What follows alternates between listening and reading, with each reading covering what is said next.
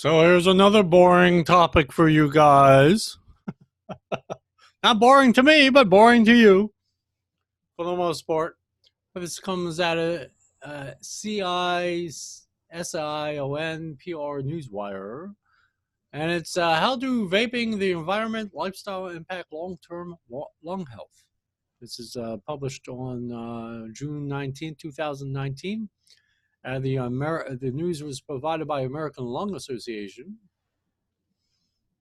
And it says, we don't yet know the long-term impact on someone's lungs when they vape, or if the air quality where a person grows up puts them at a higher risk for respiratory conditions later in life. These issues and much more will be examined in a large, first-of-its-kind, longitudinal, long-term studies, that is, of lung health led by Northwestern medicine scientists in partnership with the American Lung Association, and it's coming from a grant from the National Institutes of Health. The study, titled The American Lung Association Lung Health Cohort, is funded by a $24.8 million grant awarded June 16th by the National Heart, Lung, and Blood Institute, part of the National Institutes of Health.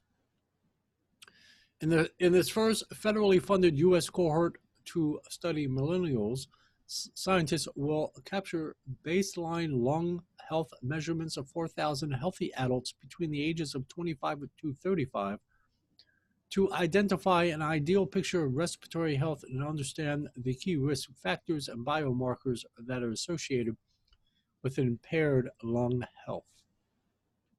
And then you see it, and you see it some more. And you see it some more.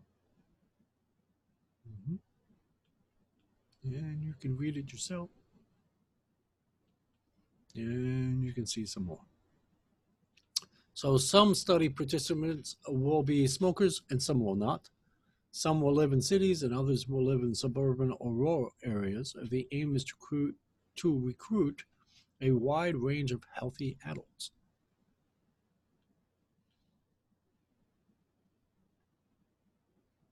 Scientists will leverage the national infrastructure of the American Lung Association's Airways Clinical Research Centers to recruit study participants from its 17 metropolitan centers across the U.S. Chicago is one of those centers.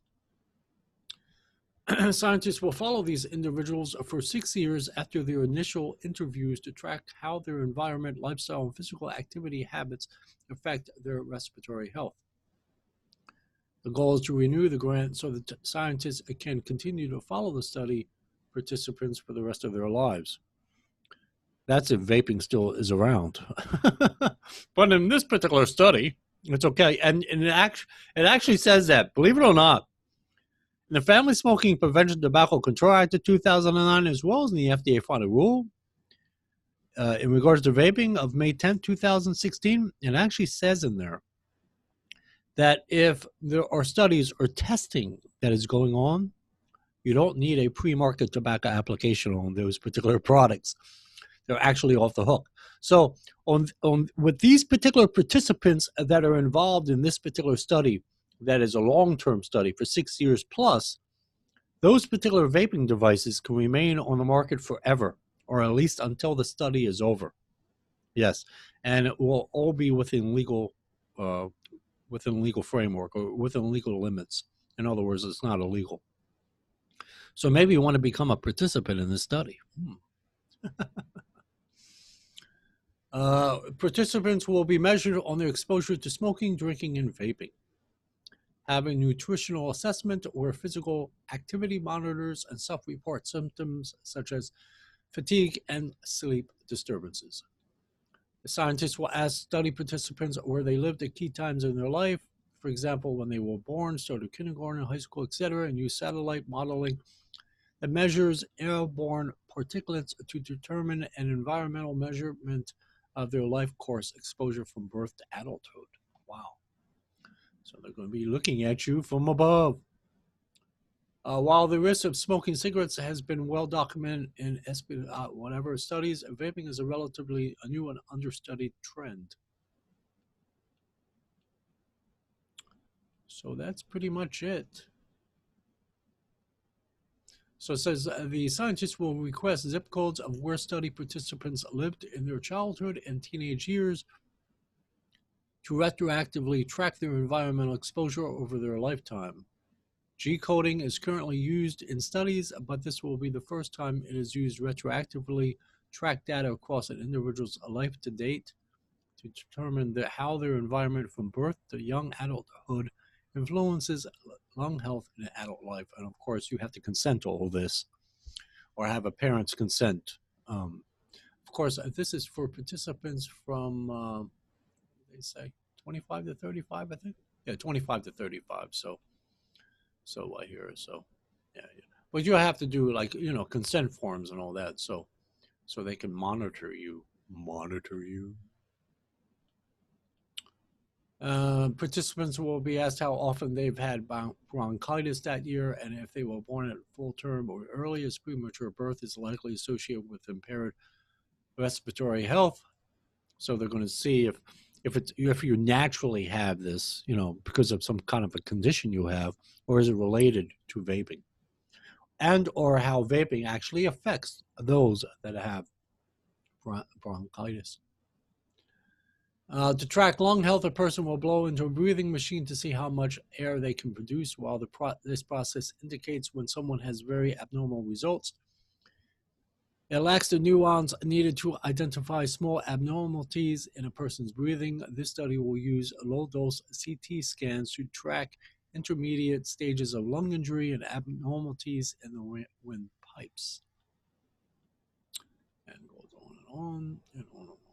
So Northwestern is the primary recipient of the National Institutes of Health grant, but scientists from Johns Hopkins Medicine, Brigham and Women's Hospital, University of Michigan, University of Alabama, Birmingham, Beth Israel, Deaconess, Medical Center, and more also will be collaborating on the research along with other institutions from the ACRC. And this is their actual funding grant number from the National Institutes of Health. And Northwestern University has been around since 1851. And then the American Lung Association and the media contacts. So this is interesting. They're actually going to do a long-term study of at least 6 years on these particular participants.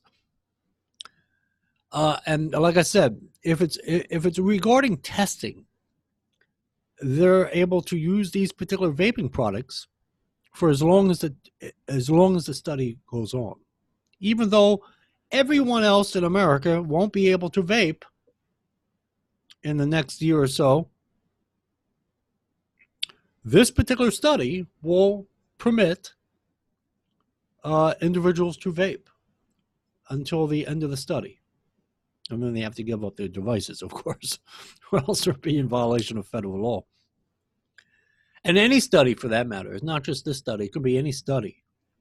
As long as it's in a testing stage, they are off, it's not illegal. You can actually use products. So as a side note, my advice is to get involved in one of these studies so you can vape. Go from one study to the next study and you can vape forever.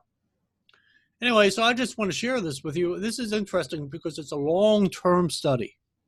And this is exactly what we need to really know exactly what's going on with vaping. E-liquids, hardware, things of that nature, especially e-liquids. See how it really affects the lungs. So hopefully in 10 years' time, after they start to kick this whole study into place, we'll know, pretty much have conclusive evidence